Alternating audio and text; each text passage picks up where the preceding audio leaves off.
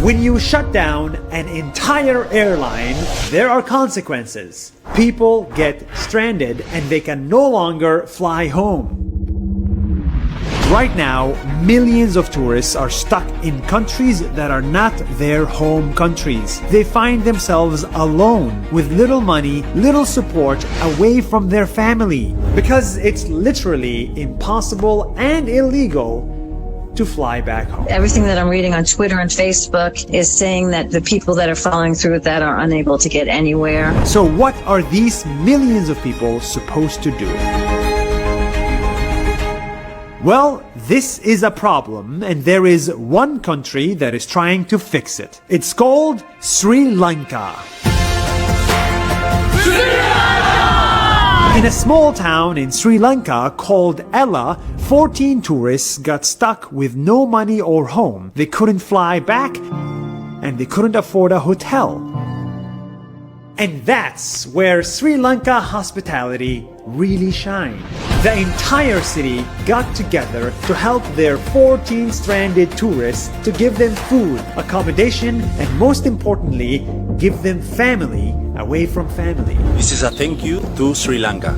And the kindness and generosity of a town called Ella. And this isn't just 14 tourists. On the entire country level, a new program was launched called Tourism Disaster Monitoring and Hosting Program.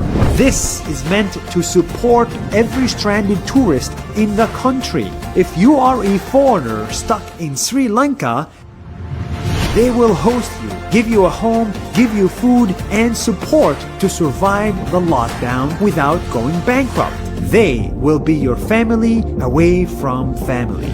More people need to be aware of these programs because, you see, Sri Lanka is actually not a rich country, it's a developing one. And the truth is, 12.5% of their economy is built on tourism. Tourism used to be the lifeline of the country, and now tourism is dead and the economy is suffering. But even when tourism went down to zero, Sri Lanka continued to treat tourists with dignity and respect. During good times, they love tourists. During bad times, they help tourists. Right now, in many other countries, tourists cannot fly home all around the world, and many of them may not be able to afford a hotel in a lockdown. They too need to be taken care of. Let's hope that tourism comes back to life, and when it does, maybe in 1 year or 2 years, us tourists should finally pay back Sri Lanka for these acts of kindness. We should visit their country, stay in local hotels, and help